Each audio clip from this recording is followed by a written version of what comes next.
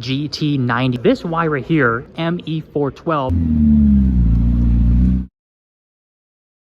Guys, welcome back to Six Cars. It's obviously way too sunny and way too nice to be in Toronto because we are in California. We've touched down in Los Angeles. You can already see we're at the Petersen Museum. This will be our first stop of the day.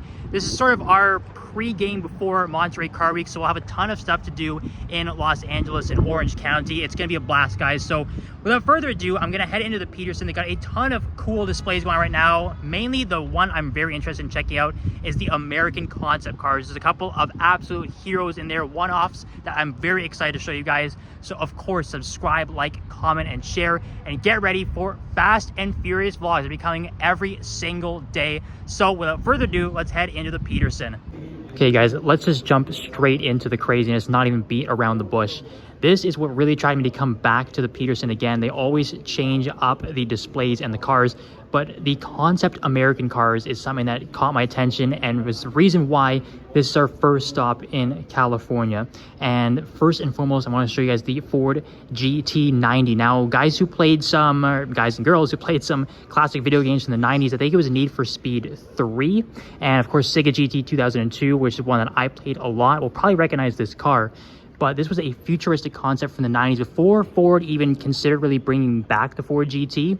And this was really an experimental prototype. It's built on a modified version of the XJ220 carbon fiber monocoque. So a similar chassis underneath, but obviously incredibly futuristic styling. I mean, have a look at the triangular exhaust. You can almost see what is a bit of inspiration for the Lexus LFA back here. This crazy active aero rear wing. It's got a V12 underneath at the back.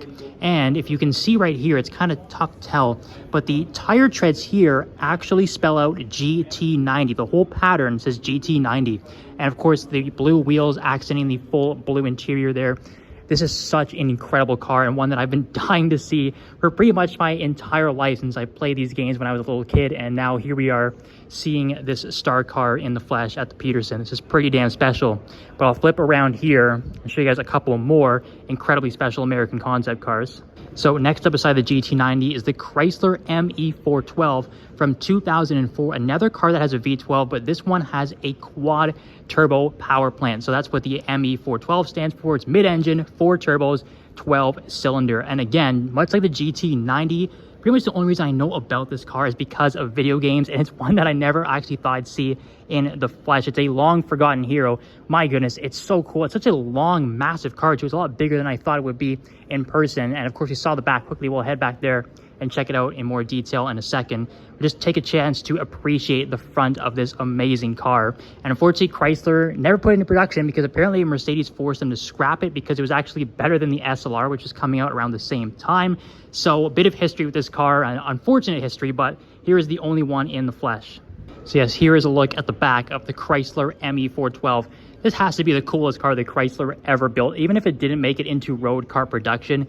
Just the fact that they were bold enough to build this at all is pretty damn incredible. Again, that quad turbo V12 sitting in the back here is just absolutely insane. It was 248, I believe, just under 250 mile per hour top speed. So of course, he is much faster than the SLR. And the reason why they're pressured from Mercedes, because Chrysler and Mercedes were partnered at the time, and Mercedes obviously did not want their SLR to be trumped by their partner brand.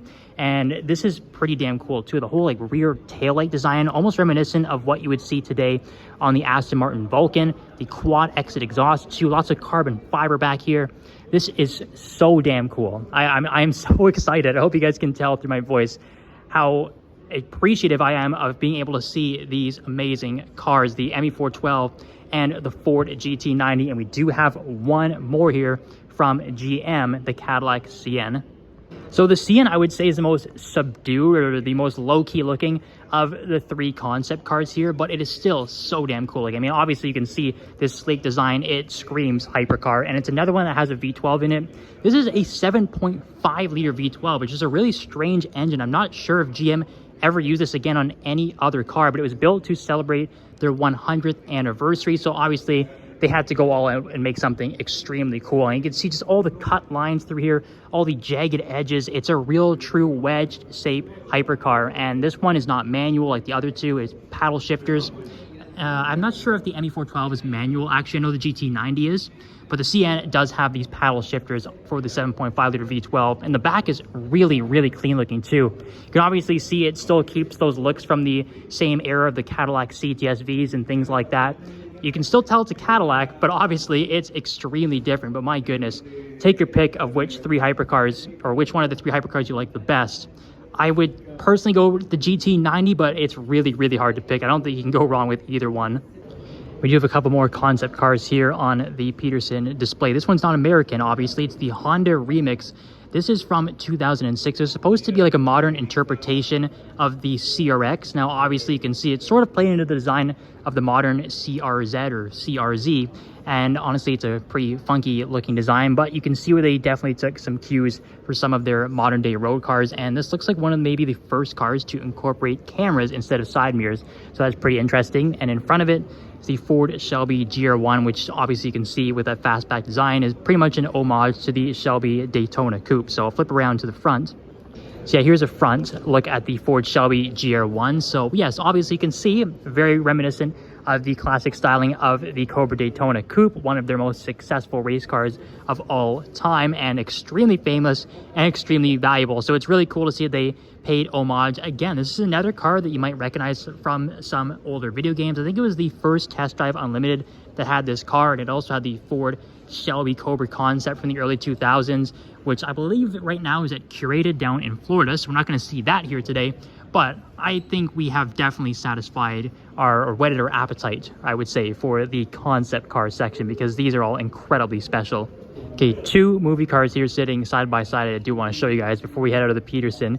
The Jaguar XKR from Die Another Day, James Bond. Obviously, you can see there's some modifications done to it. You can see all the rockets in the front. There's a giant machine gun on the back, which is pretty hilarious. But beside it is Suzuki's S2000. I mean, come on, how cool is it to see this in person from the first race in Too Fast, Too Furious? Before she hits the massive jump over the bridge and rips her whole front bumper off, this is what it looked like when it was still intact at the start of the race. But the design is iconic. The car is iconic. Look at the plush seats in there as well. That is so damn cool to see that in person. Again, just seeing some pretty special cars that you really would never be able to get to see anywhere else outside of the Petersen. So Suzuki's S2000, check it off the list for the channel. I have to show this too. It's like one of the earliest or first edition electric cars like ever produced, I guess. This is the AC Propulsion T0. Admittedly, I don't really know too much about it. I think there's like some history that links it back to Tesla, but it's got TE37s on it. Let's go. And a little Momo steering wheel.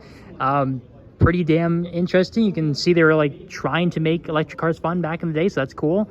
And this one, admittedly, again, I don't know too much about the history, but I know this is an incredibly important electric car, the GM Impact concept. I think they built 50 of them, and they were just a total nightmare, and they ended up destroying all of them except for one, and this is the only one that is left. But obviously a very futuristic design, trying to push the envelope with the electric car back in the 90s didn't really work out, but this is the only surviving GM Impact in the world, to my knowledge.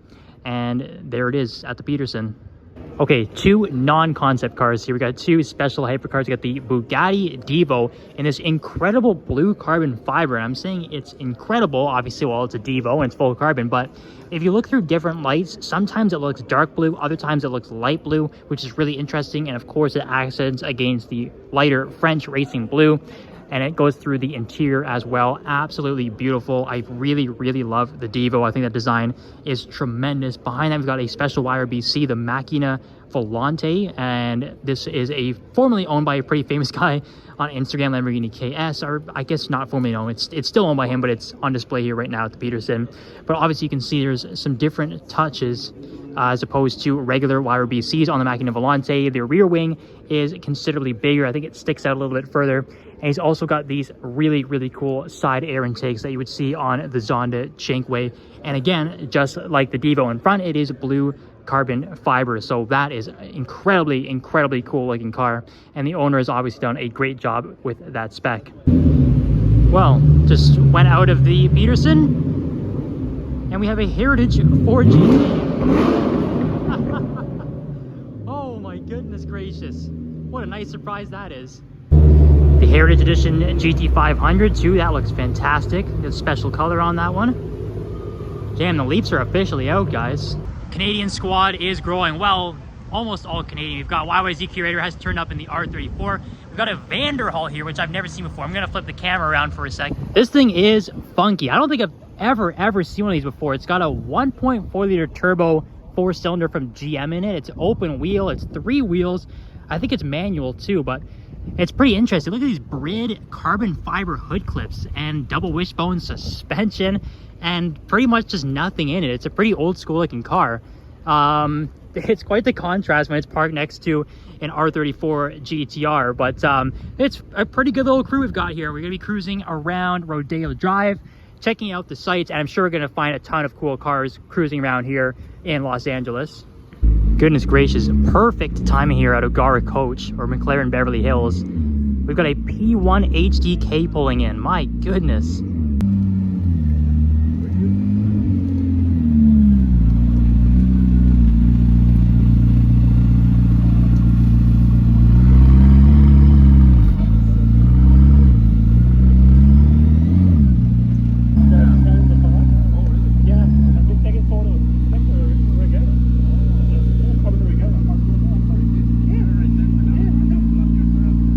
So obviously pretty noticeable differences from a standard P1. You've got that fixed wing just like a P1 GTR. So Lanzante builds these essentially a road legal P1 GTR, and this is one I don't think we've seen on the channel before. So incredible, impeccable timing here at O'Gara Coach. This just happened to be pulling in right as we arrived. And just tucked away at the back, away from the P1 HDK, is a full carbon fiber Regera just sitting here on its lonesome. The things you find just cruising around Beverly Hills in the back alleyways is absolutely incredible. It's really cool. It's this gray carbon fiber with the little red striping, the red accents. It's a lovely spec, very low key, and obviously matching red brake calipers as well, but not a bad little start. So inside it, of course, we just saw the P1 HDK pulling in here, but we do have a really cool McLaren Can-Am car. This, I believe, is the M8F. Yes, it is 1972. Interesting, they've got the stacks covered with tennis balls. That's pretty damn funny, but obviously just a ton of horsepower in this era of racing cars and not very much safety. It's just a aluminum tub with a ton of power. So, but it's pretty damn cool to see old Can-Am cars in the flesh. As I flip around here, we've also got a Senna that is kind of similar to the launch spec. The only difference I can really notice is that on the launch spec, these accents were orange. On this car, obviously you can see they're red. This one does have black painted wheels as well. And we do have a Chiron behind it, which looks to be launch spec. And we do recognize this Sabre from last year's Car Week. If you guys didn't see those videos though, I'll just give you a quick look at the flip paint here. Obviously changes at different lights. You can see purple, you can see some blue, you can see some green. It's really cool as you shift around the light. And of course, I think it's only 15 Sabres in total, and they're all for the US market. So very difficult to find one, but here is one sitting in the flesh at O'Gara Coach. I just want to point out this 750S Spider too, because it's quite interesting, and I didn't even realize this special edition existed, but it's for the McLaren Triple Crown. So the Triple Crown of Motorsport consists of the 24 Hours of Le Mans, the Indianapolis 500, and the Monaco Grand Prix. So since McLaren has won all 3 of those races, they're obviously paying tribute to all of their great success. And you can see, again, not stickers, that is all paint back there. Assuming these are the first years that they won each particular race, obviously 95 with the F1 GTR, but that is pretty cool. And even underneath, there is a Triple Crown badge back there too. So again, all paint, pretty damn interesting. We are walking over to Pagani now that we're done at O'Gara Coach. Random Diablo VT, that's pretty damn cool. Again, you never know what you're gonna find, but we are going to turn the corner here and head to Pagani. All right, here we are in Pagani Beverly Hills, and obviously, as you can see, a ton of cool cars. Again, we've got the Pagani Imola over there, which I will get around to the front in a quick second. But this Huayra here is super interesting. Obviously, so you can already see, well, it's got the Tempesta package on it here. That's what adds this blue carbon fiber front diffuser. Compared to the stock ones that do not have that. But what's really standing out to me is these painted white headlight casings against the blue painted body. Even the wheels here with the white trim around the blue rims, and again the white brake calipers just popping against this blue body style. Even the aero flaps at the back are painted in white. Even the lines around the intakes here absolutely meticulous. So many minor details on this car. The blue carbon fiber and the blue accents throughout the seat. I've never seen a Huayra spec quite like this. It is absolutely incredible looking. We also have a extremely rare Vanquish Zagato shooting brake. If you guys remember the Tokyo vlogs, we used to see a pink one driving around quite often. This one isn't as outrageous as the pink one, but one interesting detail I did notice is that the Aston Martin badge in the wings is painted in red. I think they're usually always green if I remember correctly, so interesting little detail in that one too. But as you can see, the Zagato Z patterns can be found all throughout the car, all these little touches. And again, the shooting brake means it is the wagon body style as opposed to the coupe or the Volante. And actually, now that we have a back look at this Huayra too, again, you can see more of the white accents against the contrasting blue body. This is very Toronto Maple Leaf spec, if you want to call it that. So pretty damn cool. We've got an SF90 over here. We have the yellow LaFerrari, which is always a treat to see a LaFerrari. That looks lovely. We've got the 918, and we do have a Mansory Veyron over there too. And I'll show you guys how that is different from a standard Veyron. Okay, a bit of a tight squeeze, but I will show you guys some of the finer details on the Mansory Veyron. So these curves right here are not on the standard Veyron. That is something that Mansory obviously modified themselves. The hood is a completely unique pattern, and you can see this sort of like flying V, if you want to call it, almost looks like a bird. And this even stretches right down to the front grille as well. So some minor differences to a standard Veyron. This is one of the only cars that Mansory hasn't gone over the top on. Honestly, I think it looks pretty damn cool too. And this interesting sort of, I guess you can call it checkerboard pattern, if you want, is pretty wild looking. And on HREs too, because if you're going to modify the whole Veyron, you might as well put different wheels on it too. And even the back end looks sort of similar to a Super Sport. I don't think this is based on a Super Sport. I think it's a standard 16.4. Obviously, you can see that's the look that they're going for though. And we do have a standard Huayra here too, which is not an exposed carbon fiber, actually pretty damn rare. This is almost like a bit of purple in it, but it's like silverish black. It's pretty understated as compared to other Huayras, especially the blue one that we saw over on the other side, but that looks absolutely lovely. Okay, it's a bit of a tight squeeze in here, but as you guys can see, this is not your standard Pagani Huayra. This is the Pagani Imola, so it's essentially a track-focused variant of the Huayra. I can't remember the exact number of them. I think there might only be like 5 coupes and 5 roadsters. It's a very, very small amount, but you can see a ton of extreme aero that you don't get on the standard Huayras. Even compared to the BC, this is way more outrageous.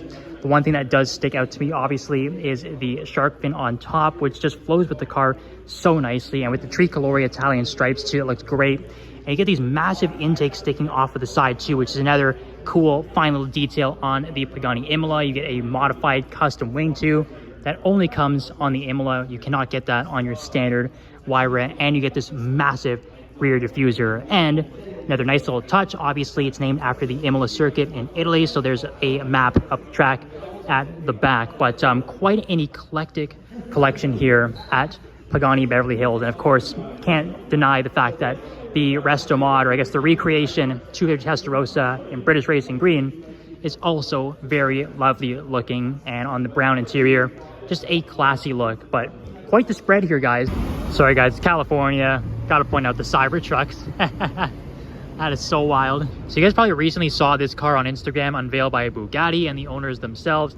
This is a brand new delivered Chiron Pure Sport, and it's just sitting here at the Beverly Hills here in California. I'm sure we'll be seeing a lot more of this car in the future. It is a friend of the channel, obviously. We do have a red carbon fiber Huayra Roadster in front of that too.